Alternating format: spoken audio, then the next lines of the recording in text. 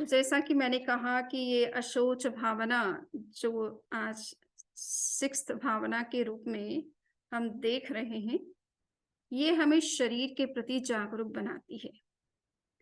हम शरीर के प्रति यूँ तो देखा जाए तो बचपन से ही बहुत जागरूक हैं।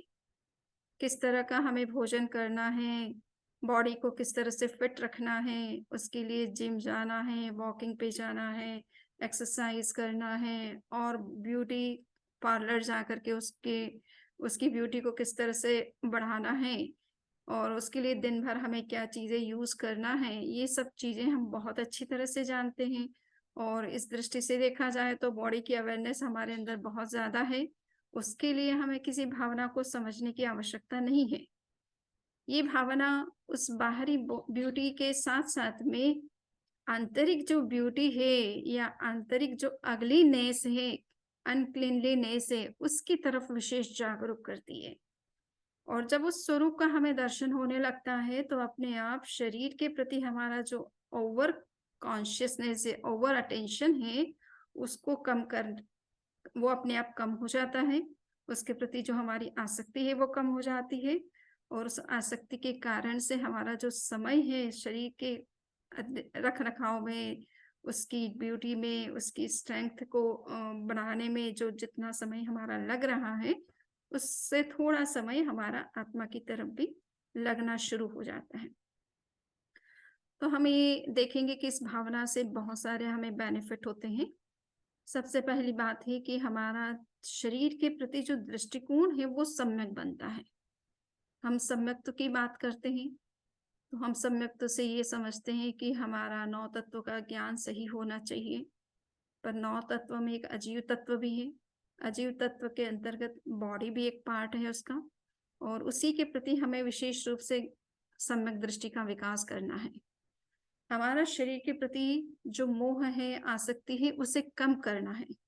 वो सम्यक दृष्टि का विकास होने से संभव होता है। तो ये भावना हमें शरीर के प्रति जो है वो सम्यक दृष्टि प्रदान करती है। उसे बॉडी को के नेचर को सही ढंग से समझने में हेल्प करती है और बॉडी के प्रति हमारा जो अटेंशन है, उस अटेंशन का क्या लिमिट होनी चाहिए, इसके प्रति हमें अवेयर करती है। दूसरा है कि रूटिंग आउट ऑल अटैचमेंट।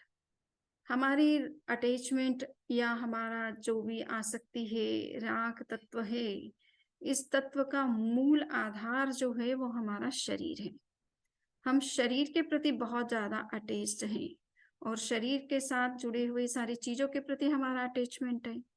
तो अगर हमारा शरीर के प्रति अटैचमेंट कम हो जाता है, तो बाकी सारे अटैचमेंट भी कम करना ईज़ी हो जाता है।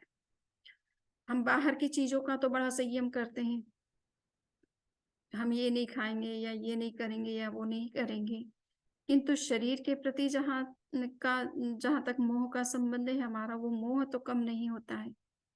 और इसलिए जब कभी हमारे सामने कुछ ऐसी फ़िज़िकल कंडीशन बन जाती है, जो हमारे लिए सही नहीं होती है, तो हम दुखी बन जाते हैं, शोकग्रस्त हो जाते हैं, भयभीत हो जाते हैं, इनसिक्योर फ़ील करने लगते हैं और चारों तरफ हेल्प के लिए देखने लग जाते हैं। तो ये शरीर का अटैचमेंट जो हमें ये सब चीज़ें हमारे अंदर डेवलप करता है, उस अटैचमेंट को कम करना इस भावना का मूल उद्देश्य है। और शरीर के प्रति होने वाली जो आसक्ति है वो जैसे-जैसे कम होती जाती है, वैसे-वैसे शरीर से जुड़े हुए सारे संबंध और सारी चीज़ों के प्रति हमारी आसक्ति भी कम होती चली जाती है। सो ये भावना का एक बड़ा लाभ है हमें। नेक्स्ट है कि getting established in one's own pure nature. हम शरीर के प्रति एक ये दृष्टिकोण रखते हैं कि शरीर के प्रति हमारी आसक्ति नहीं होनी चाहिए। ये बहुत ही अच्छी बात है और सही बात है। किंतु इसके साथ-साथ में हमें ये भी देखना है कि शरीर का क्या महत्व है। हमारी आध्यात्मिक उन्नति में ये शरीर किस तरह से योगभूत बन सकता है। इसके अंदर ऐसी क्या स्पिरिचुअल एनर्जीज़ है, पावर है, शक्तियाँ हैं जिनका हम विकास कर सकते हैं और ये शरीर उसमें माध्यम बन सकता है, सहायक बन सकता है, एक साधन बन सकता है। तो इसलिए इस शरीर को जब हम देखेंगे तो इसके अंदर में निहित अनेक प्रकार की शक्तियों का भी बोध होगा। To realize one's inner powers, okay ये सेंटेंस बीच में, सो आंतरिक हमारी जो शक्तियां हैं उनका अनुभव करने के लिए भी ये शरीर एक बहुत बड़ा साधन बनता है। तो जब हम शरीर के प्रति जागरूक बनते हैं, शरीर को जब हम भीतर से भी देखते हैं और बाहर से भी देखते हैं, तो भीतर देखने से हमें इसकी अनेक क्षमताओं का भी पता चलता है। इसके अंदर निहित अनेक प्रकार की शक्तियों का पता चलता है, जो शक्तियां हमारे आध्यात्मिक उन्नयन में बहुत सहयोगी बनती है। तो ये हमें दोनों दृष्टि से शरीर को आज समझना है।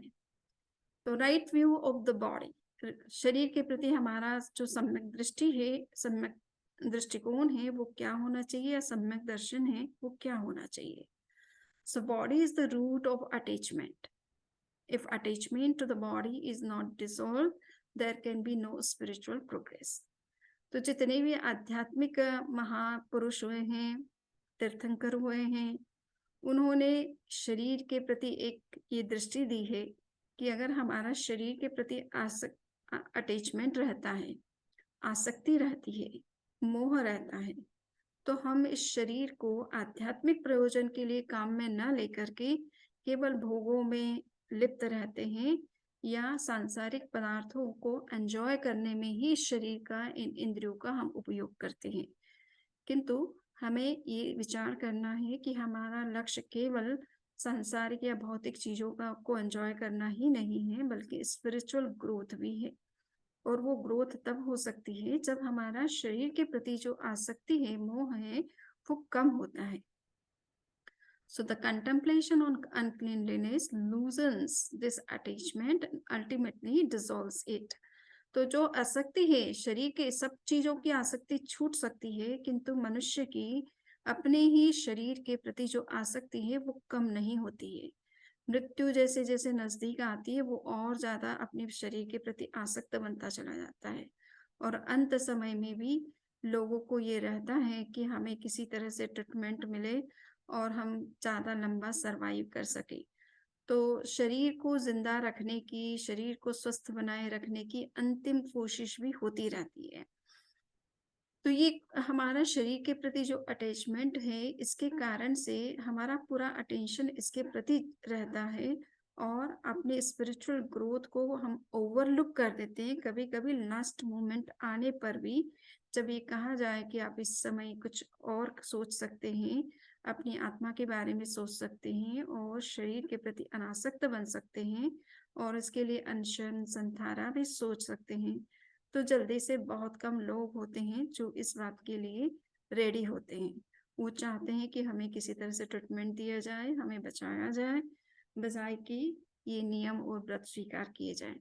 तो ये मन में ये इस तरह का हमारा जो आध्यात्मिक जो जागरण होना चाहिए, उसके प्रति जो अवेयरनेस क्रिएट होनी चाहिए, वो हमारी नहीं होती है। इसका कारण हमारा इस शरीर के प्रति आसक्ति है। और ये देख भी रहे हैं कि लास्ट मोमेंट आ चुका है, बचने की कहीं कोई संभावना नहीं है। डॉक्टर्स ने सभी तरह से डिनाई कर दिया है कि वो इस कंडीशन में अब कुछ हेल्प नहीं कर पाएंगे।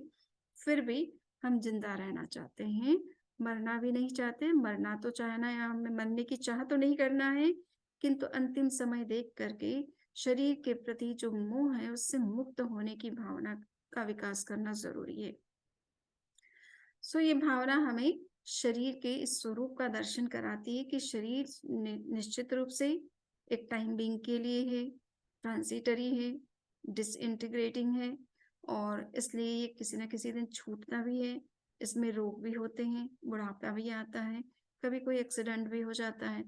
तो ये सब चीजें इस शरीर के साथ तो होती ही है, और इसका यह नेचर भी है। हमें इसे स्वीकार भी करना चाहिए, और अंत समय देख करके आध्यात्मिक लक्ष्य के प्रति जागरूक बनना भी चाहिए। तो जैन आगमों में शरीर के स्वरूप को बहुत अलग अलग तरीके से समझाने की कोशिश की गई है। तो आप ये देखेंगे कि भगवान महावीर ने गौतम स्वामी को संबोधित करते हुए कहा कि the body is disintegrating, the hair is getting grey, the body and its faculties are growing feeble, perceive all this and do not be negligent even for a second. उन्होंने गौतम स्वामी को, जो कि 4 ज्ञान के धनी थे, जिनके पास 4 ज्ञान थे, अतीन्द्रिय ज्ञान थे और जो स्वयं भी जागरूक थे, उनको भी वो जागरूक कर रहे हैं कि कहीं शरीर के प्रति तुम्हारा कोई मोह नहीं होना चाहिए और 1 सेकंड के लिए भी शरीर से अटैच न होकर के अपने स्पिरिचुअल ग्रोथ के प्रति जागरूक बनो। So body may be washed clean like the pitcher containing liquor, it remains impure. Jain आगमों में कहा कि हम जिस तरह से, और एक शांत सुधारस भावना पुस्तक है जिसकी रचना आचार्य विनय विजय जी ने की है, लगभग 16वीं 17वीं शताब्दी के आचार्य हैं। तो उसमें उन्होंने एक उपमा दी है कि ये शरीर किस तरह का है।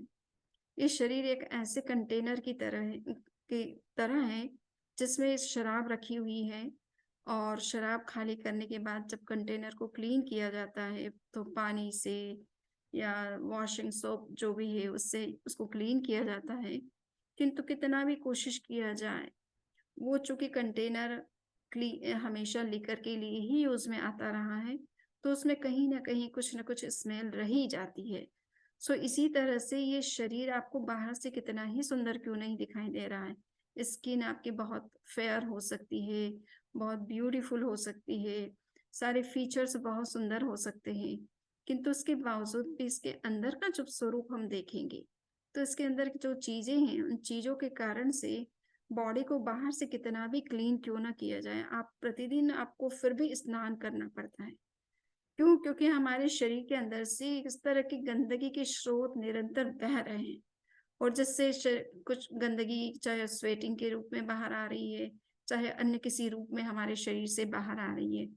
तो सुबह से शाम इस शरीर से कुछ न कुछ इस तरह की गंदगी बाहर निकलती रहती है और इसलिए हमें शरीर को बार-बार क्लीन करना पड़ता है, स्प्रे करना पड़ता है, कुछ इस तरह के फ्रेगमेंटेड चीज़ें हम अपने ऊपर स्प्रे करते हैं, जिससे कि बॉडी में किसी तरह की स्मेल किसी को महसूस ना हो, स्वयं को भी ना हो, दूसरों को भी अपने आस-पास आने वाले को ना हो।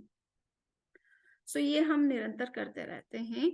तो ये हमें समझना है कि हम कितना भी इस बॉडी को क्लीन करें, ये एक ऐसा कंटेनर है जिसके अंदर निरंतर ऐसी ही चीज़ें जनरेट होती हैं और उसके कारण से इसमें ये स्मेल और ये इस तरह की अनक्लीनलीनेस जो है, वो बनी रहती है। तो इस शरीर को ज़्यादा क्लीन करने में समय ना लगा कर के ज़रूरत के हिसाब से ही करें, बाकी अपने अंदर के आंतरिक स्वरूप के बारे में भी सोचें और शरीर में केवल यही कुछ नहीं है कि इसको केवल हम ब्यूटीफाई करें, इसको हेल्दी रखें और ये सब कुछ करें, उसके अलावा भी बहुत कुछ करने को है। तो उसके लिए भी कुछ हम समय, इस शरीर का बहुत कुछ अच्छा उपयोग भी हो सकता है, उसके प्रति भी हमारी अवेयरनेस बढ़नी चाहिए। सो आप देखेंगे कि बुद्ध ने भी एक मेडिटेशन की बात कही है। आप जब कभी विपश्यना मेडिटेशन में जाते हैं तो 2 तरह के मेडिटेशन करवाए जाते हैं, आनापानसति और काय विपश्यना। सो विपश्यना कहो या प्रेक्षा कहो एक ही बात है। आचार्य महाप्रज्ञ ने इसको शरीर प्रेक्षा कहा है और गोयनका जी ने इसको काय विपश्यना के नाम से प्रचारित किया है। सो ये जो काय विपश्यना है यानी शरीर को देखना, तो उनका मैसेज है कि ये काय विपश्यना क्यों जरूरी है। और आप ये देख रहे हैं कि बुद्ध ने कहा कि काय विपश्यना जो व्यक्ति करता है वो अपने एग्रेसिव इमोशंस पर विजय प्राप्त कर सकता है, वो अपने कल्याण के का मार्ग प्रशस्त कर सकता है, वो अपनी मुक्ति का मार्ग प्रशस्त कर सकता है, उसके अंदर अतीन्द्रिय ज्ञान और दर्शन उत्पन्न हो सकते हैं और अपने वर्तमान जीवन को भी वो बहुत सुखी बना सकता है, बहुत हैप्पी रह सकता है और शरीर के अंदर जो निहित शक्तियां हैं उनका वो डायरेक्ट अनुभव कर सकता है। तो इतना सब कुछ करने को इस शरीर के साथ है, पर हम उसकी तरफ तो ध्यान नहीं देते हैं, केवल बस बॉडी को क्लीन रखना है, उसको ब्यूटीफाई करना है, उसकी एनर्जी को बनाए रखने के लिए, बूस्ट करने के लिए जो कुछ हमें खाना है, न्यूट्रिशियस चीजें, हमारा अटेंशन केवल उतना ही रह गया है। सो क्या हम इतना और आगे अपना थोड़ा अटेंशन इन चीज़ों को भी हम क्या ऐड कर सकते हैं, उनको हम हटाएं नहीं, किंतु साथ साथ में इनको भी हम ऐड कर सकते हैं। तो ये चीजें करने से हमारे आंतरिक शक्तियां स्वयं हम विकसित कर सकते हैं। Those who make the use of body awareness partake of nectar. Those who do not make use of it do not partake of nectar. ये बुद्ध ने कहा, बहुत ही अच्छी बात कही कि जो व्यक्ति शरीर के प्रति जागरूक होता है वो अमृतत्व का पान करता है। आपने देवासुर संग्राम की बात सुनी होगी हिंदू परंपरा में। और इस देवासुर संग्राम में कहा जाता है कि संग्राम इसके कारण से हुआ था कि समुद्र से अमृत निकला था और देवता चाहते थे कि वो इसका पान करे और असुर चाहते थे वो पान करे, और संयोग से वो देवताओं के हाथ में आ गया तो असुरों ने उसको छीना और इस तरह से आपस में संघर्ष हुआ। तो अमृत का पान देवता भी करना चाहते हैं, असुर भी करना चाहते हैं, हर व्यक्ति करना चाहता है। इमोर्टल हर कोई व्यक्ति बनना चाहता है, हमेशा जीवित रहना चाहता है। तो ये अमृतत्व का पान जो करना है, ये संभव हो सकता है यदि हम शरीर के स्वरूप को समझ पाएँ और इसके अंदर के जो रहस्य हैं उनको जान पाएँ। तो इस शरीर में रहते हुए भी हम उस अमृतत्व की अनुभूति कर सकते हैं। तो ये शरीर प्रेक्षा हमें या काय विपश्यना हमें शरीर के उन रहस्यों के प्रति भी जागरूक बनाती है, उनसे परिचय करवाती है। He who conquers gloom and carnal passions scatters away heart attacks. He can endure the heat and the cold. He joyfully accepts even extreme physical pain. Buddha ने ये भी एक बहुत महत्वपूर्ण बात कही है कि इसका काय विपश्यना का जो फिजिकल बेनिफिट है वो क्या हो सकता है। जब हमारा कषाय पर विजय होता है, क्रोध पर विजय होता है, अहंकार पर विजय होता है या ग्रीड पर हमारी विजय होती है, तो हमारे हार्ट अटैक की जो संभावना है वो बहुत कम हो जाती है। आजकल वर्तमान में सुनते हैं युवाओं में हार्ट अटैक की जो प्रॉब्लम है वो ज़्यादा है, क्योंकि वो सोचते हैं कि ओवरनाइट हम कैसे बिलियनियर बन जाएं, हम कितना हाई पैकेज गेन कर सकते हैं, उसके लिए दिन रात जो है श्रम करते हैं। और देखने से तो पता चलता है कि अपने छोटे बच्चे या स्वयं के लिए भी खाना बनाने का भी उनको वक्त नहीं मिल पाता है। वो इतने ज़्यादा व्यस्त होते हैं अपने जॉब में, अपने वर्क में। सो ऐसी स्थिति में हम हार्ट अटैक नहीं आए तो बहुत आश्चर्य की बात ही होगी, क्योंकि जब आप ओवर प्रेशर किसी भी बॉडी के पार्ट पर देते हैं, चाहे ब्रेन पे दे चाहे हार्ट पर दे, ओवर एक्टिव रहते हैं और दिन भर रात भर श्रम करते हैं, थोड़ा समय हम हार्डली मुश्किल से रेस्ट करते हैं, तो जो प्रॉपर अगर बॉडी को रेस्ट नहीं मिलता है और बॉडी के ऑर्गन्स को अपनी कैपेसिटी से ज़्यादा वर्क करना पड़ता है, तो उस समय से पहले जवाब देना उनका स्वाभाविक है। तो हमें ये देखना है कि शरीर को हम किस तरह से स्वस्थ रख सकते हैं इस काय विपश्यना के द्वारा। हम जब शरीर को देखते हैं तो शरीर के सारे अंगों की स्थिति भी हमें पता चलती है कि हार्ट किस तरह से बीट कर रहा है, ब्रेन कितना फंक्शन कर रहा है, उसको कितने रेस्ट की जरूरत है। तो हम प्रॉपर रेस्ट भी लेना सीखते हैं और साथ साथ में हमारे जो कषाय एग्रेसिव कषाय है, जो अंदर की जो ग्रीड है उसको भी कंट्रोल करते हैं। ओवरनाइट हम बिलियनियर जो बनने की सोचते हैं या हाई पैकेज लेने की सोचते हैं और उसके लिए इतना हार्ड वर्क करते हैं कि हमारी बॉडी को जवाब देना पड़ जाता है समय से पहले, तो उस ग्रीड पर भी एक नियंत्रण होता है। तो हम इस जीवन में जो कुछ कर रहे हैं उसको हम एंजॉय कर पाएंगे और ज़्यादा स्वस्थ रहेंगे अगर हम काय विपश्यना कर सकते हैं। और साथ साथ में हम पेन जो कभी-कभी शरीर में हमारे इस तरह के पेन भी हो जाते हैं जो कि एक्सट्रीम पेन कहे जाते हैं। जब व्यक्ति काय विपश्यना करता है या शरीर प्रेक्षा का प्रयोग करता है, शरीर के उस पार्ट को विशेष रूप से देखता है जहाँ पेन है, तो उस देखने मात्र से वो पेन धीरे-धीरे कम होने लग जाता है। उसका कारण मूलतः ये होता है कि जब कभी किसी पर शरीर के पार्ट पर आपका कंसंट्रेशन होता है, तो आपके शरीर के अंदर की जो एनर्जी है, जैसे वाइटल एनर्जी कहते हैं या हीलिंग एनर्जी कहते हैं, ये हीलिंग एनर्जी उस पार्ट की तरफ विशेष रूप से फ्लो करती है और उस पार्ट को हील करने में हेल्प करती है। तो पेन भी अपने आप कम होने लगता है। हमें हर बात के लिए डॉक्टर के पास जाना कोई ज़रूरी नहीं है। हम हर छोटी-मोटी चीज़ों के लिए डॉक्टर की सलाह ये कोई आवश्यक नहीं है। हम बहुत सारी चीज़ें अपने अंदर से भी ठीक कर सकते हैं।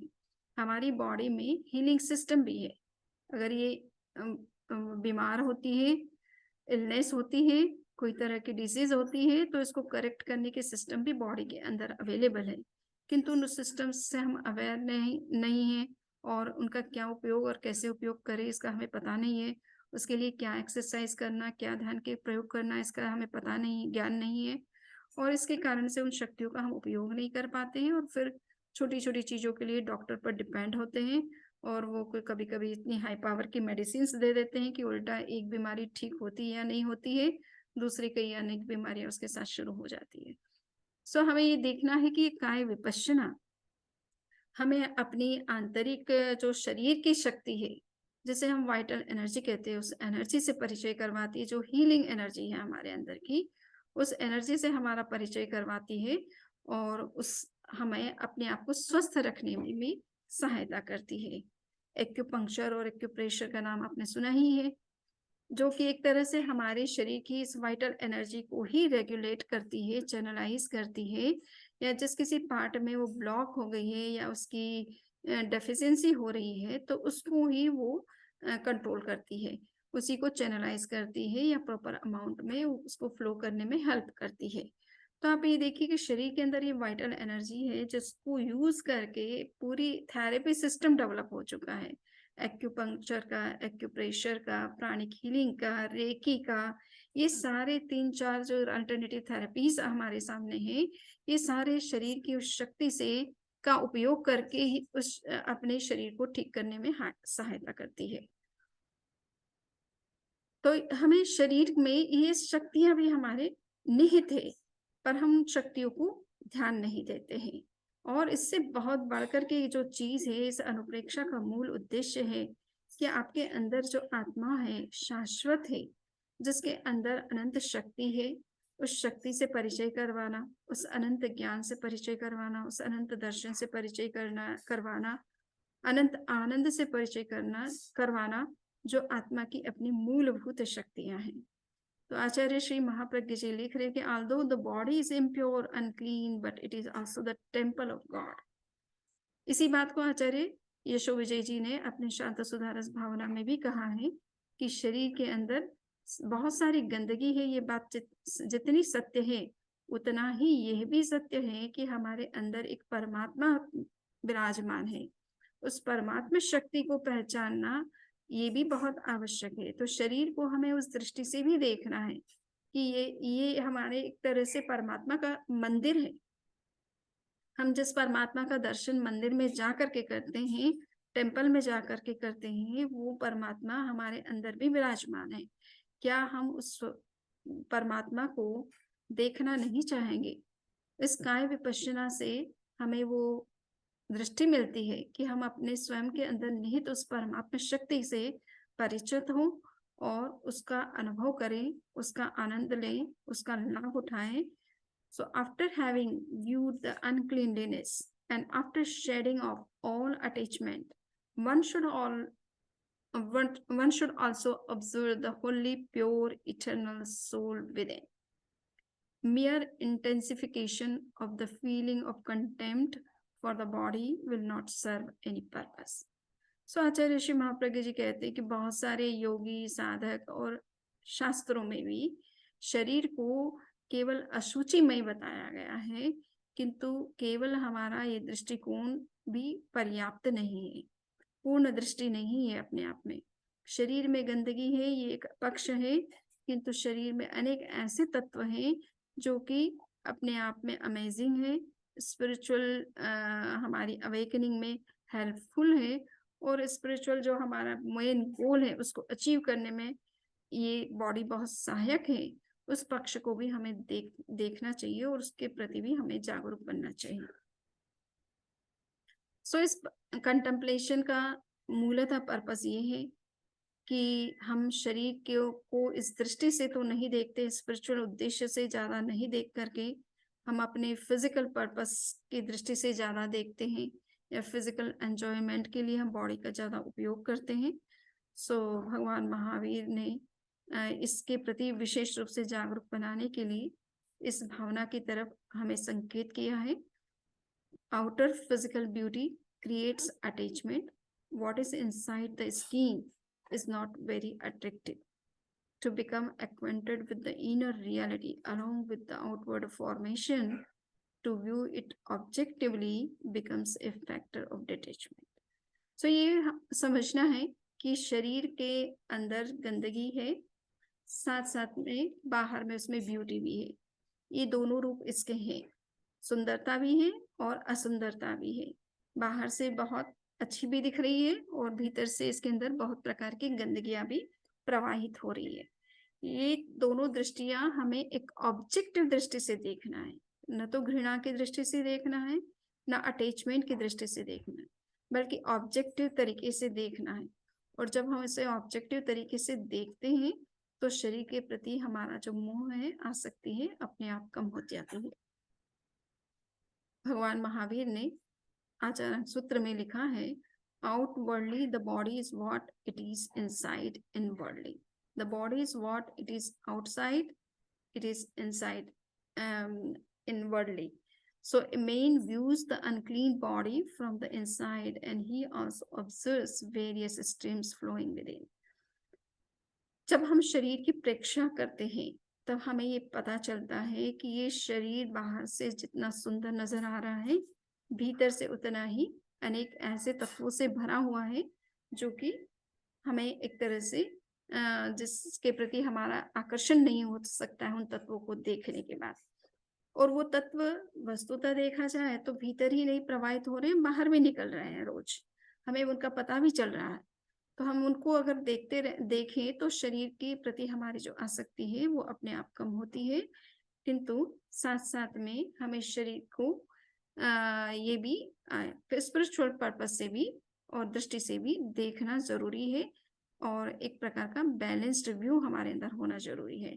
तो शरीर की जब हम प्रेक्षा करते हैं तो किस तरह के तत्व हमें अंदर से नजर आते हैं, अभी जैसा हमने आचरण सूत्र में देखा कि जब हम बाहर से शरीर को देखते हैं और भीतर से देखते हैं तो लगता है कि अंदर और भीतर और बाहर उसका स्वरूप एक जैसा है, यानी भीतर की गंदगी बाहर भी आ रही है।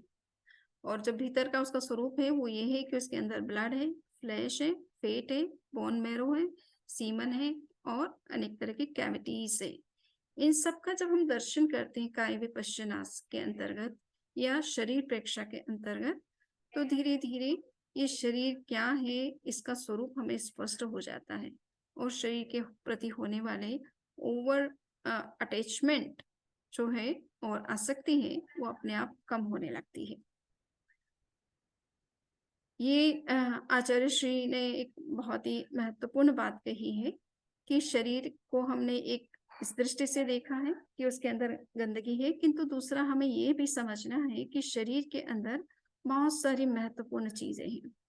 So the manifestation of energy, consciousness and bliss also takes place through the medium of body. There are so many centers in the body, so many switchboards from which fountains of energy explode and the rays of consciousness shoot forth. When the cover is removed, the inner wealth manifests itself, and it is body alone that can become the medium of all the efflorescence. Without knowing the secrets of the body, without the knowledge of the sources of energy, no manifestation can take place. आचार्य श्री महाप्रज्ञ जी का शरीर के प्रति बड़ा positive दृष्टिकोण था। वो कहते थे कि शरीर को जब तक तो पूरी तरह से नहीं समझोगे तब तक आध्यात्मिक उन्नति भी नहीं हो सकती है, क्योंकि शरीर के अंदर ही जो कुछ, जिस एनर्जी को तुम अंदर में अनुभव करना चाहते हो, जिस चेतना का विकास करना चाहते हो, जिस आनंद की प्राप्ति तुम चाहते हो, वो सब कुछ शरीर के अंदर ही है, क्योंकि शरीर के अंदर आत्मा विद्यमान है जिसके अंदर ये शक्तियां पाई जाती है। अगर तुम शरीर को ही ठीक से नहीं समझोगे तो आत्मा तक कैसे पहुंचोगे, और आत्मा तक पहुंचे बिना ये सारी शक्तियों का विकास संभव नहीं है। तो और शरीर में सीधा आत्मा से कनेक्ट करने का कोई तरीका नहीं है, हमें पहले शरीर के माध्यम से ही इंटर करना पड़ता है और शरीर के उन सभी चीजों को भी देखना जरूरी हो जाता है जो हमारे विकास में बाधक बनती है और जिसको क्रॉस करके हम अपने सेल्फ तक पहुंच सकते हैं।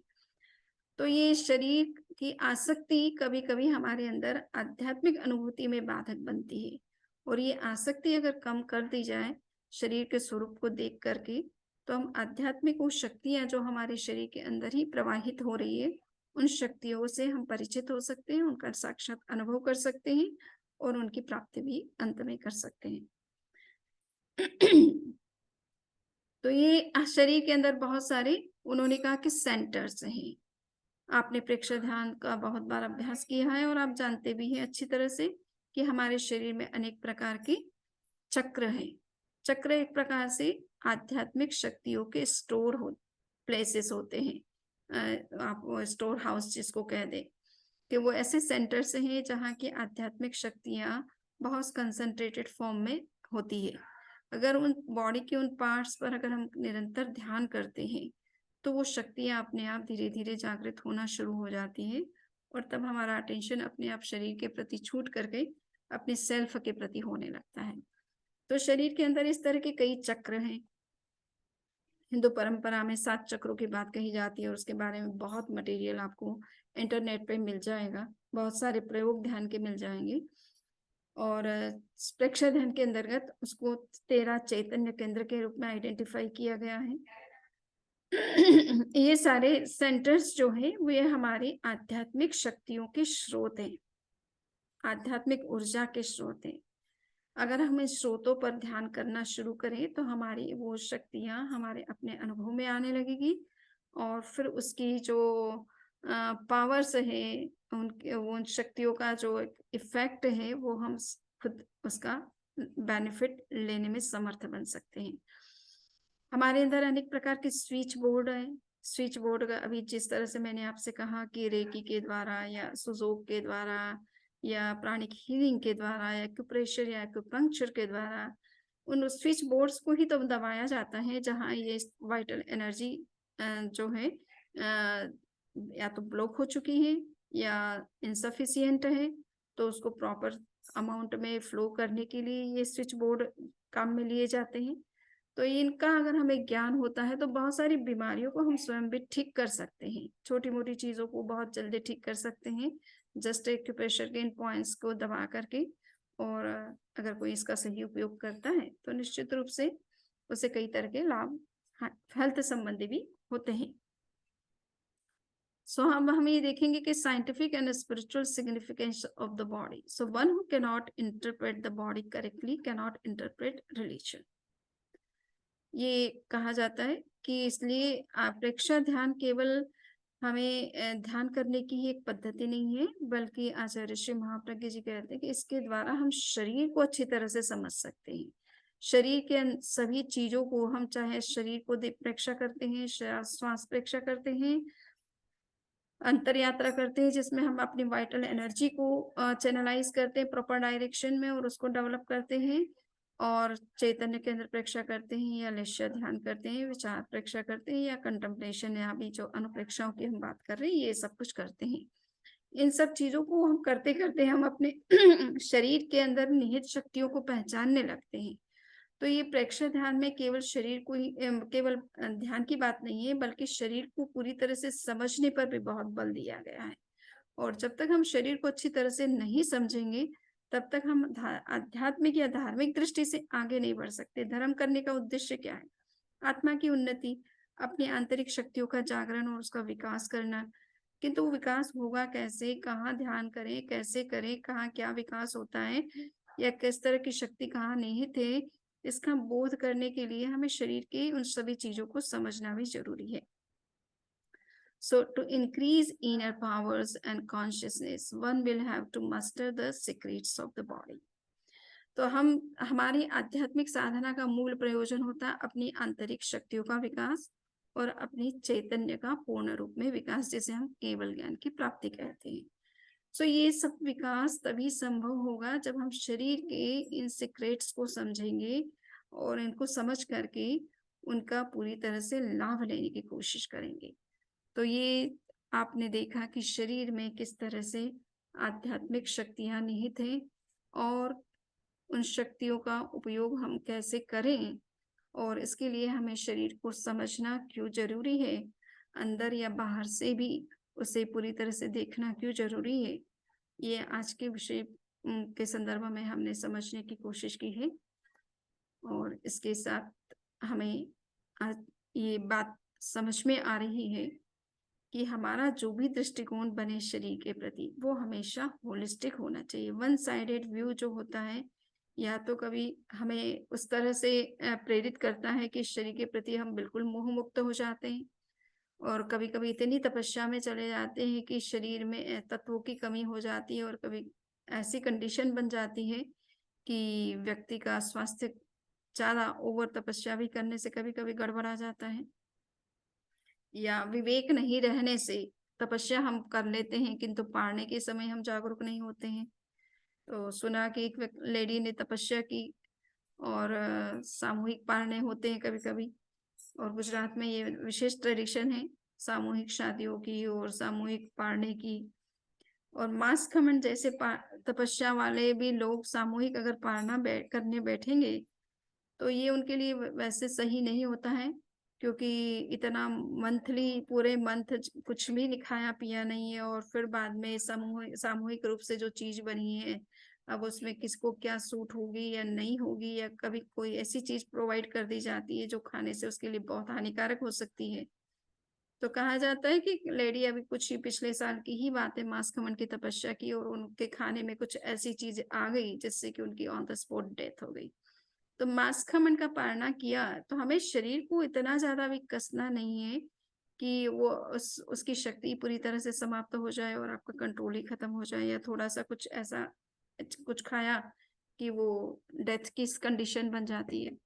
सो हमारा दृष्टिकोण शरीर के प्रति, हम तपस्या भी करें, ध्यान भी करें, स्वाध्याय भी करें, जप करें, सब कुछ करें, किंतु उसमें हमारा दृष्टिकोण बड़ा बैलेंस्ड भी होना जरूरी है। शरीर के नेचर को भी समझना जरूरी है, और over attachment, over physical consciousness जो हमारी है उसको भी कम करना जरूरी है। So the purity of the mind alone is not adequate, the outer behaviour should also be pure. It is the combination of the inner state. Likewise, the purity of the outer behavior is not adequate. Without inner purity, it becomes mere repression. यहाँ आचार्य श्री कहना चाहते हैं कि कुछ साधक जो हैं वो शरीर के प्रति उपेक्षा का भाव दिखलाते हैं और केवल मन की शुद्धि की बात करते हैं, और कुछ लोग हैं जो शरीर की शुद्धि की बात करते हैं या शरीर को स्वस्थ रखने की बात ज्यादा करते हैं और मन की शुद्धि के तरफ ध्यान नहीं देते हैं। तो हमें ये दोनों ही अपने आप में इनएडिक्वेट व्यूज हैं। अगर हमें इस शरीर के प्रति पूर्ण दृष्टिकोण विकसित करना है तो हमें दोनों बातों पर ध्यान देना है कि हमको शरीर को भी स्वस्थ रखना है और शरीर की शक्तियों का भी पूरा उपयोग करना है, और साथ साथ में मन को भी शुद्ध बनाना है, यानी हमारे इमोशंस भी कंट्रोल्ड होने चाहिए, आसक्ति भी हमारी कम होनी चाहिए, और साथ साथ में शरीर के महत्व को भी समझना चाहिए। तो ये दोनों चीजें हमें एक होलिस्टिक व्यू देती है कि हमारा दृष्टिकोण पूरी तरह से समग्र होना चाहिए, दोनों पक्षों को बराबर ध्यान देने की आवश्यकता है, और किस सीमा तक किसको महत्व देना है इसका विवेक हमें जागृत होना जरूरी है। सो इसी के साथ में आज का ये वक्तव्य संपन्न होता है।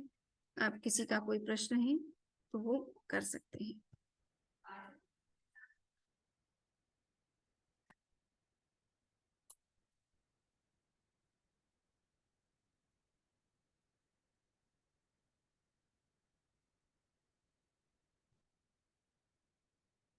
मैं अनम्यूट करती हूँ सबको।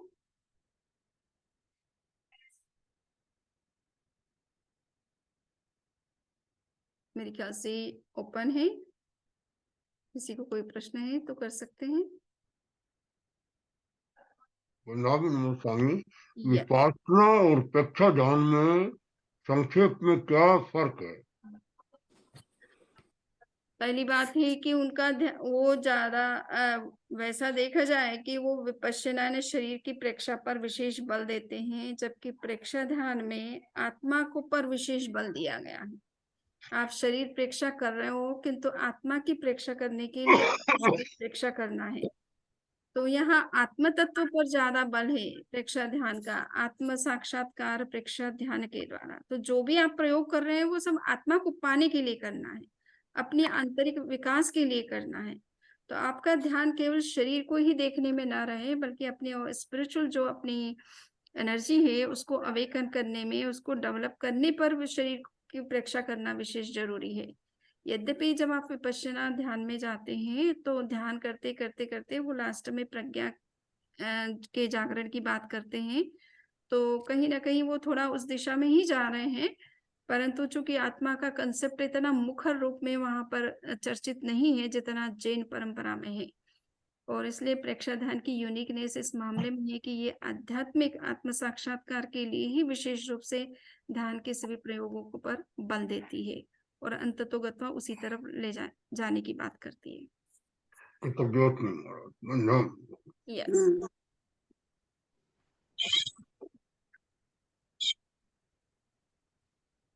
और किसी के कोई क्वेश्चन है?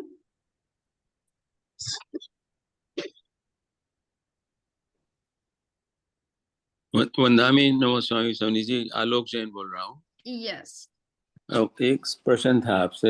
हम अक्सर कहते हैं कि आत्मा भिन्न शरीर भिन्न है, ये भी एक प्रेक्षा ध्यान का एक सॉन्ग ही है अपनी तरफ से। बिल्कुल। तो मैं समझता हूँ भाई शरीर को ट्रेन कर लेना पहला स्टेप है, क्योंकि जब तक शरीर पूरी तरह से ट्रेन नहीं होगा तब तक वो आत्मा की जो सूक्ष्म एनर्जी है उसका अनुभव नहीं हो सकता है। तो इसके बारे में थोड़ा सा आप प्रकाश डालेंगी कि कैसे इन दोनों का आपस में तालमेल है? हाँ, देखिए अभी अनुप्रेक्षा की, हम इस अनुप्रेक्षा की जब बात कर रहे थे तो यही बात थी कि हमें शरीर को इस तरह से देखना है कि जिससे कि उसके अंदर में जो हमारी आध्यात्मिक शक्तियां हैं उनका हमें बोध हो, है ना। केवल हम शरीर को ब्यूटी की दृष्टि से ना देखें या उसको हम जस्ट फिजिकली उसकी स्ट्रेंथ किस तरह से बढ़े उसकी तरफ ही हमारा केवल अटेंशन ना हो, बल्कि उसके अंदर बहुत सारी सीक्रेट्स हैं, उन सीक्रेट्स को मिस्टिकल पावर्स डेवलप करने की उसके उस शरीर के माध्यम से हम उन पावर्स को डेवलप कर सकते हैं, उस पर हमारा विशेष अटेंशन हो। तो हम जब प्रेक्षा करते हैं तो धीरे धीरे हमें शरीर के उन सभी रहस्यों का ज्ञान होने लगता है, और उन रहस्यों के माध्यम से आप अपने आंतरिक जो स्पिरिचुअल शक्तियां उनसे परिचित होते चले जाते हैं। तो ये शरीर आपके लिए बहुत बड़ा माध्यम बनता है। देखिए आगमों में शरीर को ये कहा गया है कि ये अशुचिमय है, साथ साथ में भगवान महावीर ने एक बात कही है कि शरीर माहु नावत्ती जीवो वच्चे नावियो संसारो अन्नवो वत्तो जम तरंती महेशिनो। महापुरुष जो होते हैं शरीर को नौका की तरह यूज करते हैं। जिस तरह से नौका या शिप से आप समुद्र पार कर सकते हो, वैसे ही भव समुद्र को पार करने में ये शरीर नौका का काम करता है। तो महापुरुष तो उसको नौका बनाते हैं, परंतु आम व्यक्ति उस नौका से अटैच्ड हो जाता है और उस नौका को ही सब कुछ समझ बैठता है।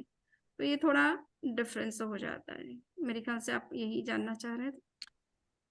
मैं पार्टली तो ये था वंदामी, और पार्टली ये भी था कि जब तक पूरी तरह से शरीर को कंट्रोल करना और मन को कंट्रोल करना नहीं आएगा, हाँ, तब तक वो आत्मा की जो शक्तियां हैं उनका अनुभव नहीं होता। ओके, वो बात सही है। तो इसीलिए हमें ये है कि जब कभी आपने अगर जो भी मेडिटेशन की पद्धतियां होती है वो इस बात पर भी बल देती है कि आप फिजिकल एक्सरसाइज भी करें, है ना। बॉडी को साधिए सबसे पहले। बॉडी अगर सधेगी नहीं तो वो ध्यान भी नहीं कर पाएगी, ध्यान में भी नहीं बैठ पाएगी। तो पहले तो स्वस्थ रखना उसको जरूरी है, तो स्वस्थता उसकी बहुत आवश्यक है। साथ में उसकी फिजिकल आपका स्ट्रेंथ स्टेमिना भी अच्छा होना चाहिए, तो ही आप आध्यात्मिक अनुभूतियों में उतर सकते हैं। तो इसलिए ये जो फिजिकल एक्सरसाइज की जाती है और ब्रीदिंग एक्सरसाइज की जाती है, ये दोनों भी अनिवार्य पार्ट है हमारी साधना के। हमने भगवान महावीर ने जो निर्जरा के 12 प्रकार बताए उसमें कायक्लेश भी एक है। इन्हें शरीर को साधो, इतना कठोर, इससे कुछ श्रम भी लो, एक्सरसाइज भी करो, जिससे कि ये सधे और स्वस्थ भी रहे और इसका स्टेमिना इतना स्ट्रांग बने जिससे कि तुम स्पिरिचुअल जो भी साधना करने चाहते हो उसमें यह तुम्हारा सहायक बन सकता है। धन्यवाद वंदामी, कृतज्ञ। Any other? Shramani ji, yes. तो मेडिटेशन की पद्धति से मैं खराब नहीं जैसे પછી क्या? हाँ, बोलिए, बीच में कोई ना। हाँ, हाँ। दो पद्धतियों से मैं फेमिलियर हूँ। हाँ एक है जो आप बोलते हैं, हाँ और दूसरी है जो महर्षि महेश योगी ने चालू की, ओके हाँ ट्रांसेंडेंटल मेडिटेशन। सही है हाँ हाँ तो इनमें तो जो महर्षि महेश योगी ने चालू की थी ट्रांसेंडेंटल मेडिटेशन, हाँ उसमें और आपके जो आइडियाज हैं उनमें तो बहुत फर्क है। बताइए क्या फर्क है। आप बताइए। नहीं नहीं आपका जो है वो महर्षि के जो महर्षि योगी के बारे में क्या व्यू है वो मुझे गुड बताएंगे मॉर्निंग। तब मैं इस बात को समझ पाऊंगी ना कि कहाँ डिफरेंस आ रहा है। Nope, because there's nobody after that. देखिए मुझे तो जहाँ तक ये समझ में आता है वो ये है कि महर्षि महेश योगी हो चाहे ट्रांसेंडेंटल मेडिटेशन वाले जो भी ट्रेडिशन हो, उन सबका फोकस अपनी आंतरिक शक्तियों पर है, जिसको स्पिरिचुअल पावर्स कहते हैं, इनर पावर्स कहते हैं। ठीक है, तो वो उन पर फोकस कर रहे हैं, वो ट्रांसेंडेंटल है, जो बॉडी से परे की चीजें हैं। तो और आचार्य श्री का कहना है कि बॉडी को हम बिल्कुल ओवरलुक करके सीधा डायरेक्ट उन शक्तियों तक नहीं पहुंच सकते। तो हमें बॉडी की नेचर को भी समझना है और बॉडी के माध्यम से हमें वहां उन शक्तियों तक पहुंचना है। तो बॉडी एक माध्यम भी है, एक मीन्स भी है। आप बिना बॉडी के क्या ध्यान करोगे, कैसे करोगे और एंटर कैसे करोगे वहां पर। तो सीधा कुछ लोग डायरेक्ट वहां जाने की बात करते हैं, अगर पॉसिबल है, सब लोगों के लिए वो पॉसिबल नहीं होता है। तो ये सिंपल तरीका है कि आप बाहर से भीतर कैसे जा सकते हो। वो सीधे भीतर जाने की बात पर बल देते हैं, भीतर के स्वरूप को समझने की बात करते हैं, और बाहर किस तरह से एंट्री करना है इसकी तरफ पूरी जो प्रोसेस होनी चाहिए सब में, वो अगर उसको डिस्कस नहीं करते तो आम व्यक्ति को समझ में नहीं आता किस तरह से अपने आप से कनेक्ट हो। Okay, yes thank you. और चलिए, तो अब ध्यान का हम प्रयोग करेंगे। आज शरीर शिक्षा का प्रयोग करेंगे। आंखें कोमलता से बंद करें, रीढ़ की हड्डी सीधी, गर्दन सीधी।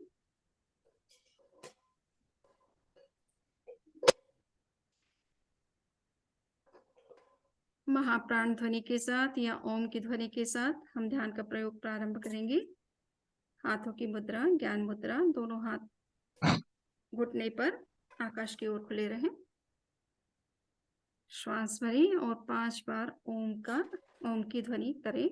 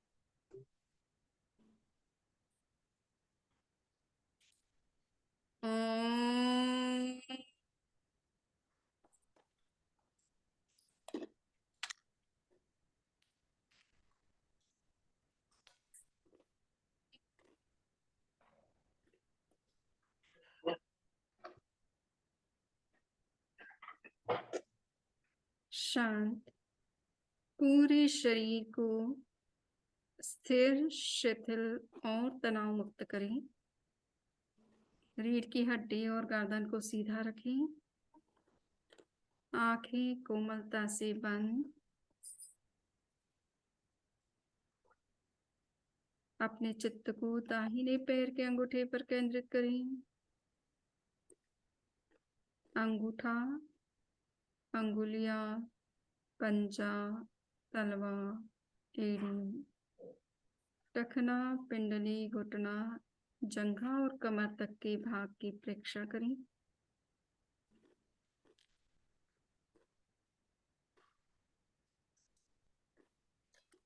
आज हम शरीर परीक्षा का प्रयोग कर रहे हैं। पूरे शरीर को देखें। शरीर के भीतर जो कुछ है उसे देखें।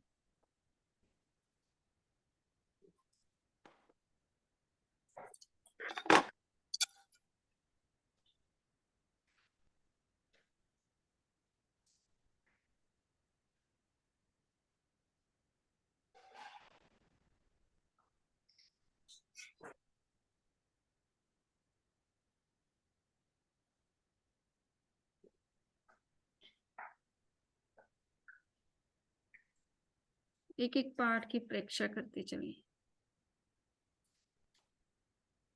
अंगूठे के भीतर जो कुछ है, बोन्स हैं, नर्व्स हैं, बोन मैरो है, ब्लड है, टिश्यूज हैं, मसल्स हैं, सेल्स हैं, ये हमारे बॉडी के पार्ट्स हैं।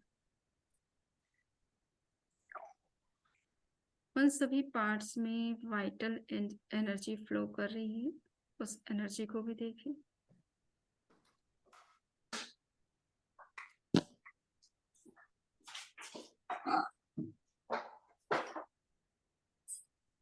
बॉडी के हर पार्ट में कॉन्शियसनेस भी फ्लो कर रही है।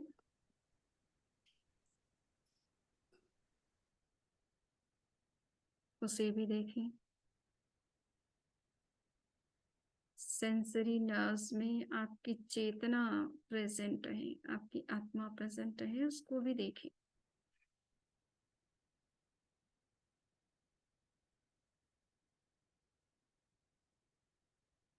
हर चीज को गहराई से देखें।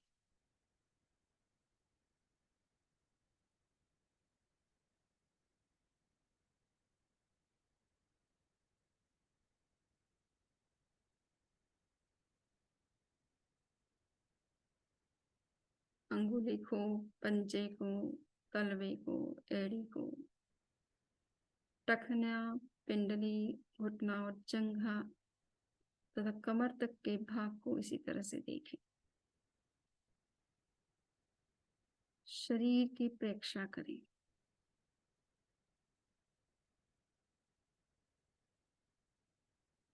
भीतर से शरीर का क्या स्वरूप है उसका दर्शन करें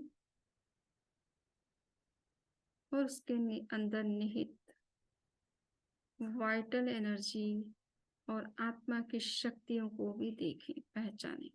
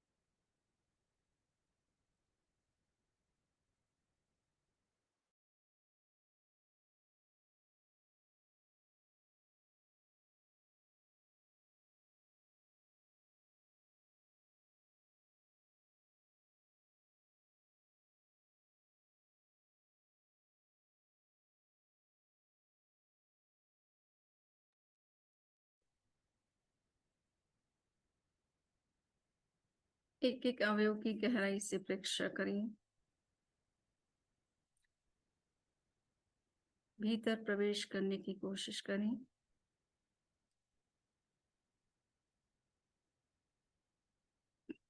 हर सेल का अपना पावर हाउस है। हर सेल को रेगुलेट करने वाली कॉन्शियसनेस है।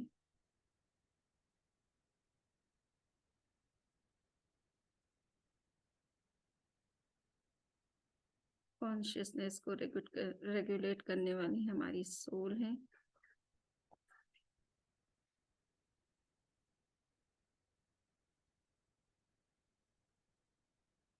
गहरे और गहरे भीतर जाने की कोशिश करें।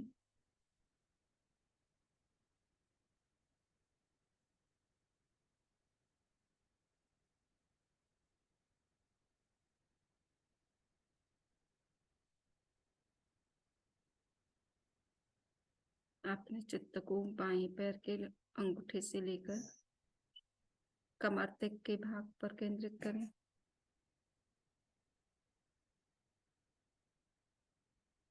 हर पार्ट को देखें,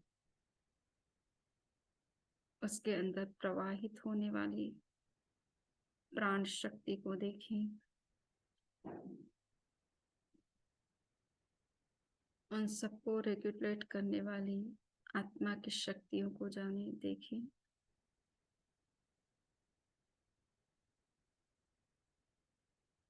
और अपने शुद्ध स्वरूप को भी पहचानें।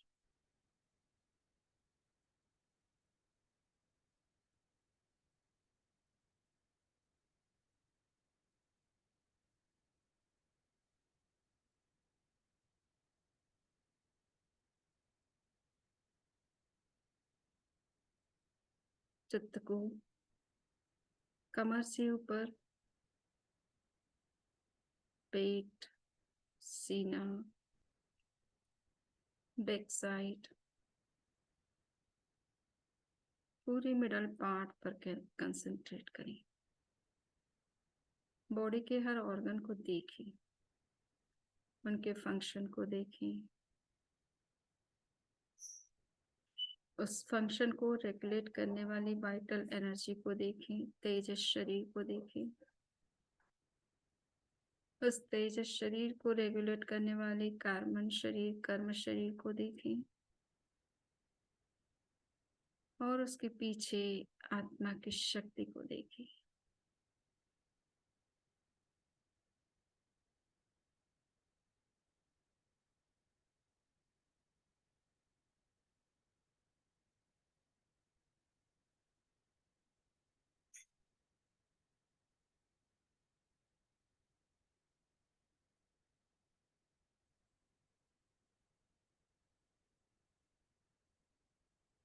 रीढ़ की हड्डी में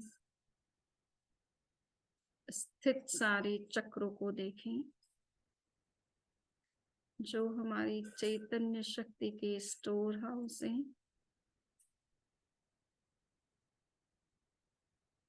जहां आत्मा की शक्तियां कंसंट्रेटेड रूप में हैं। उन शक्तियों को देखें, उन चक्रों को देखें।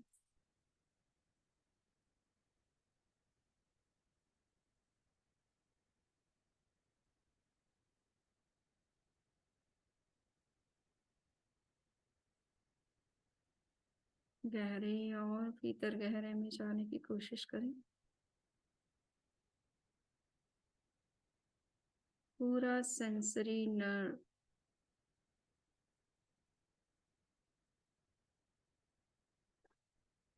ये हमारा अपना आत्मा का निवास स्थान है।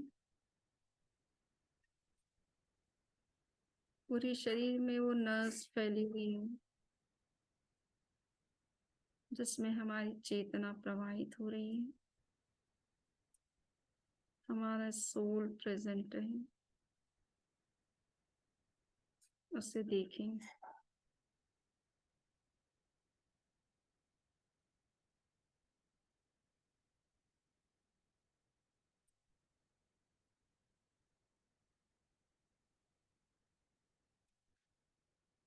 चित्त को दोनों हाथों पर केंद्रित करें, अंगूठे से कंधे तक एक एक पार्ट को देखते चले जाएं।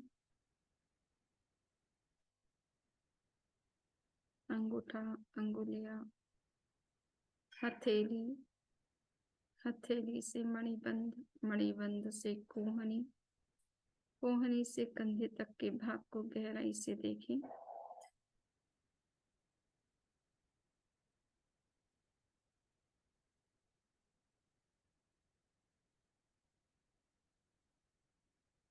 पूरे शरीर की परीक्षा करें। शरीर को देखते देखते आत्मा तक पहुंचने की कोशिश करें।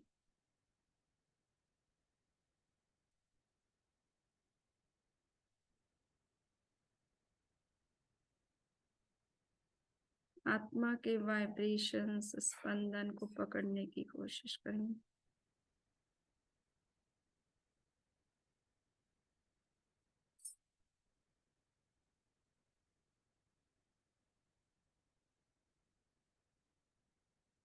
चित्त को कंठ में केंद्रित करें। कंठ, चेहरे का पूरा भाग, मस्तिष्क, दायां मस्तिष्क और बायां मस्तिष्क। दायां मस्तिष्क आध्यात्मिक शक्तियों का केंद्र है। पूरी सुषुम्ना आध्यात्मिक शक्तियों से परिपूर्ण है।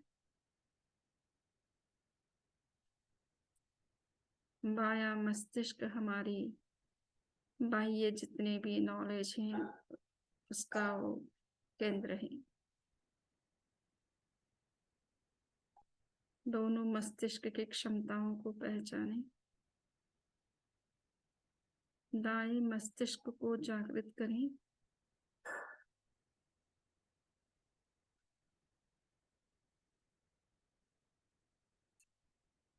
जो आध्यात्मिक शक्तियों का खजाना है।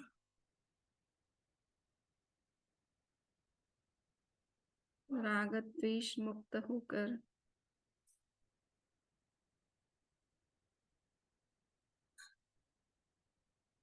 कैवल्य को प्राप्त करने का माध्यम है।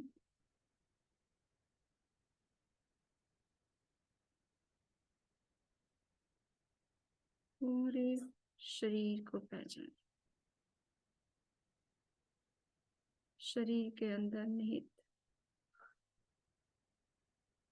विशिष्ट स्थानों को पहचानें जहां आपकी आध्यात्मिक शक्तियां निहित हैं, जहां कंसंट्रेट करने से उन शक्तियों का जागरण संभव है।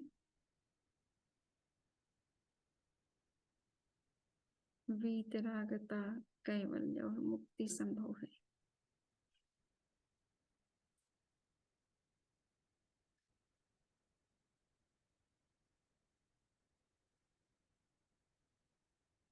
पूरा मस्तिष्क शक्तियों का भंडार है। उच्च चेतना का मूल स्थान है।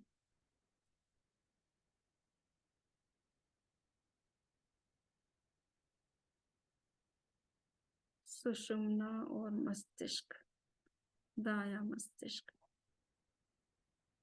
ये हमारे शरीर के महत्वपूर्ण अंग है। इसे सेंट्रल नर्वस सिस्टम कहा जाता है। सारी नर्व्स, मोटर और सेंसरी नर्व्स इन दोनों अंगों से निकलती है।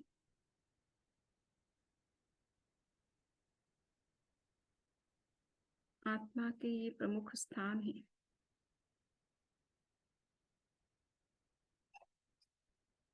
इसलिए अंतर यात्रा और चैतन्य केंद्र प्रेक्षा बहुत ही महत्वपूर्ण है।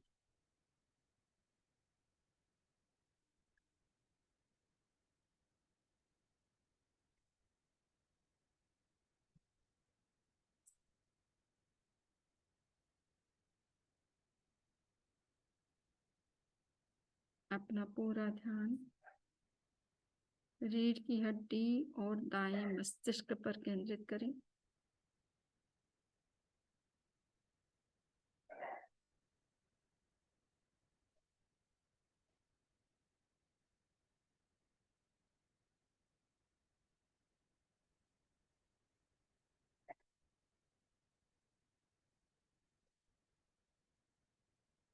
नीचे से ऊपर, ऊपर से नीचे।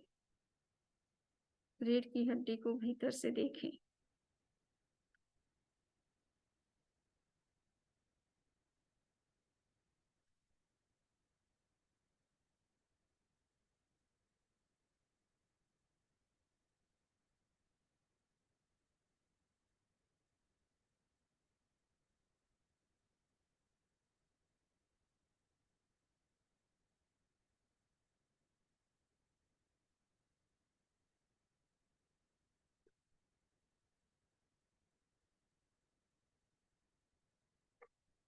शक्ति केंद्र, स्वास्थ्य केंद्र,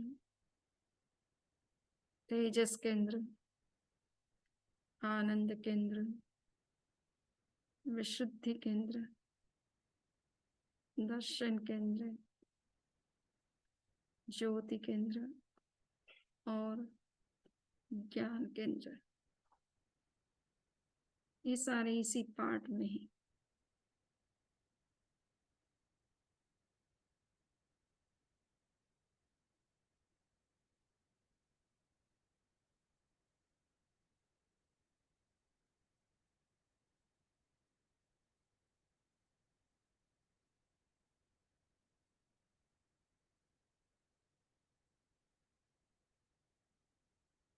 अपने भीतर गहराई में जाने की कोशिश करें।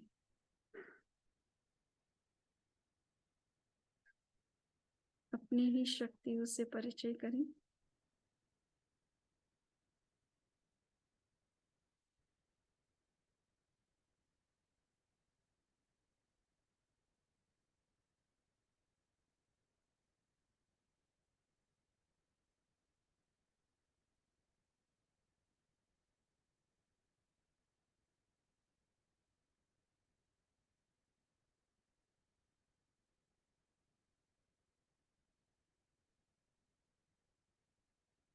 शरीर प्रेक्षा।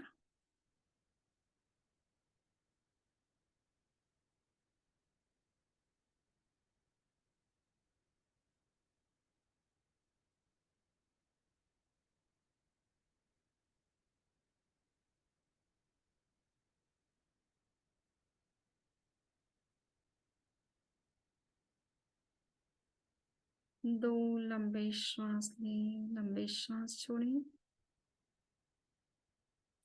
शरीर में सक्रियता का अनुभव करें।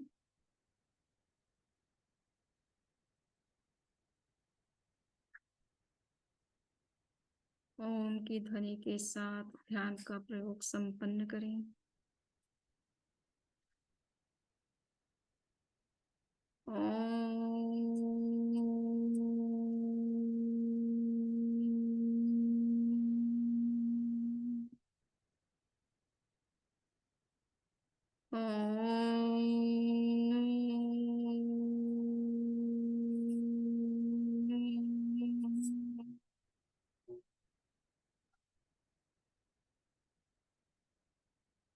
प्रयोग संपन्न।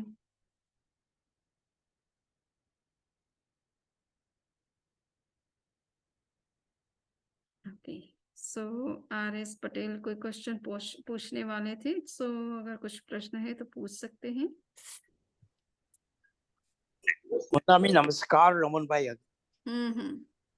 बस क्वेश्चन यही था कि जब हम आचार्य महाप्रज्ञा जी को मिले बैक इन 2004 तो उन्होंने कहा कि रमन भाई आगे बढ़ना है, ज्ञान अच्छा हो रहा है, अब ये मेडिटेशन ये मंत्र पर करो विच इज ओम ह्रीम श्रीम और हम नमः। So my question to you, you being a doctorate achievement professor, that how this mantra will take us to the moksha or riddhi siddhi, or how it works. Would you just explain, please? Okay. देखिए, हमारा मन एक तो बहुत चंचल होता है, means मन में बहुत सारे के विचार उठते रहते हैं, क्योंकि हम कई तरह के काम भी करते हैं, कई तरह की बातें हमारे जीवन में जरूरी भी होती है जिनके बारे में हम सोचते हैं। सो वो विचारों को काटने का तरीका क्या है? सीधा तो आप उसको रिप्लेस करें, कोई दूसरा ऐसा विचार लाएं जिससे कि आपका मन आध्यात्मिकता की तरफ आगे बढ़े और बाह्य विचार जो है आपसे छूटे। तो मंत्र इस दृष्टि से आपको हेल्प करता है। दूसरा, मंत्रों में स्वयं में आध्यात्मिक शक्तियां का उससे मंत्रों से संबंध भी होता है, मंत्रों का संबंध भी होता है। यानी हम तीर्थंकरों के मंत्र करते हैं जनरली, तो हम उन मंत्रों का उच्चारण करते करते उस स्वरूप की अनुभूति में उतरने लग जाते हैं, या वो मंत्र साक्षात होने लग जाता है। तो उससे हमारा चित्त जो है निर्विचार अवस्था में प्रवेश करने लगता है, और जब निर्विचार अवस्था में चले जाते हैं तो मंत्र जाप भी छूट जाता है और मंत्र की शक्ति का ही अनुभव होता है। और जब निर्विचार अवस्था में जाते हैं तो अंदर की जो आत्म शक्तियां हैं वो आपके साथ डायरेक्ट अनुभव में आने लगती है और उनका विकास होना शुरू हो जाता है। तो मंत्र एक माध्यम है, मंत्र एक माध्यम है आपको निर्विचार बनाने का और उन आध्यात्मिक शक्तियों के साथ जोड़ने का, उन शक्तियों का अनुभव कराने के लिए। मंत्र भी कोई लास्ट मोमेंट तक रहता नहीं है, वो आपको विजुअलाइजेशन के फॉर्म में आने लगता है, और जो उच्चारण है या उस सिलेबल्स जो है आप सोच रहे थे वो छूट जाते हैं, कि वो दिखना शुरू होता है, और फिर धीरे धीरे वो भी उससे अपरे आप जाने लगते हैं। पहले आप वो स्टेज तो अचीव करें, जो आगे की स्टेज तो उसके बाद आनी है, विजुअलाइजेशन के स्टेज तक पहुंचना है। शब्द छूट जाता है, विजुअलाइजेशन रहता है। धीरे धीरे विजुअलाइजेशन से आप परे के का अनुभव करना शुरू कर देते हैं। तो ये मंत्र शक्तियां आध्यात्मिक शक्तियों को ही रिप्रेजेंट करती हैं एक्चुअल में देखा जाए। Thank you, because it really kind of in compliance what Acharya Mahapragya ji say कि मृत्यु को अमृत करना है, मृत्यु द्वार पर खड़ी हो इसके पहले समाधि को खड़ा करना हमारा आजीवन कर्म है, धर्म है, सनातन धर्म। And that samadhi, what you're saying is right, निर्विकल्प समाधि। हाँ, निर्विकल्प समाधि। अच्छा, केवल आत्मा दिखे, बाकी सब छूट जाए। हाँ, I'm glad you just clarify that, because we are looking for the kind of goal. Goal is like कि मंत्र करते ही रहें, and what would be the final achievement? उन्होंने बहुत कुछ कहा है कि इससे मोक्ष भी मिल सकता है, सही बात है, केवल ज्ञान भी हो सकता है। केवल ज्ञान भी हो सकता है, क्योंकि आप कोई मंत्र अच्छे मंत्रों की जब साधना करते हो, उत्तम मंत्रों की साधना करते हो, उसकी अपनी बहुत पॉजिटिव एनर्जी होती है, और वो आपके बाह्य जो विघ्न बाधा है उनको भी दूर करती है और आपके अंतर्मुखता को बढ़ाती चली जाती है। तो आप अंदर से कनेक्ट होते चले जाते हो, तो अपने आप ही निर्विचार अवस्था बनने लग जाती है। और जब निर्विचार अवस्था बनने लगती है फिर तो वो आत्मा ही दिखती है उसमें, और कुछ आत्मा है, जैसे परमात्मा कहें, दूसरे धर्मों में हिंदू परंपराओं से परमात्मा कहेंगे, है ना, चाहे शिव रूप है, या जो भी जिस किसी स्वरूप को वो देखना चाहते हैं, तो वो अपना आत्मा का ही स्वरूप है जिसको हम देखना शुरू कर देते हैं, जैसे शिव स्वरूप कहते हैं या परमात्मा स्वरूप कहते हैं, ईश्वरीय रूप कहते हैं, डिवाइन पावर कहते हैं, डिविनिटी कहते हैं, जो भी कहें। अलग अलग धर्मों में अलग अलग नाम दे दिया गया है, ताकि क्योंकि व्यक्ति अपने आप को तो अपूर्ण समझता है ना, तो वो ईश्वर को ही पूर्ण मानता है, इसलिए ध्यान उसी का करता है। परंतु अगर शुद्ध स्वरूप में आत्मा को देखा जाए तो वो भी उतनी पूर्ण है जितना एक शिव है या परमात्मा जिसको की कल्पना धर्मों में की जाती है, तो आत्मा का वही स्वरूप है। So nirvikal samadhi is also, we can say, शून्य समाधि, right? शून्य समाधि मतलब, शून्य का मतलब इतना ही है कि बाह्य सब चीजें छूट गई है, बस केवल आत्मा रह गई है और कुछ नहीं। So it's the same क्लेश, thing. सारे राग द्वेष क्लेशेस कषाय बाह्य संबंध बाह्य अट्रैक्शन सारे आपके पीछे रह जाते हैं, अब बस केवल वो शुद्ध रूप है आपके सामने। समनी जी धन्यवाद, एंड आपको मिलेंगे, you are coming this week, so hopefully we'll come down and see you. मैं इस वीक में तो नहीं आ रही हूँ एक्चुअल में, समनी जी, जिन प्रज्ञा जी जो ऑरलैंडो में काम कर रही है वो शायद वहाँ ह्यूस्टन पहुंचेगी, क्योंकि हम लोग मायामी के यूनिवर्सिटी प्रोग्राम से जुड़े हुए हैं, तो जब तक सेमेस्टर फिनिश नहीं होता है तो हम इधर उधर नहीं जा सकते हैं, तो टाइम बिंग के लिए वो हमारा काम देख लेगी वहां पर ह्यूस्टन में। वो ठीक है, जब भी आओ आपका आशीर्वाद हमें चाहिए, आपका आशीर्वाद से हम आगे बढ़ेंगे सर। एंड वो that is the intention the whole entire life. ठीक है, नमस्कार जी। Okay okay okay. और किसी का कोई क्वेश्चन? नथिंग, ओके, तो लीव करते हैं।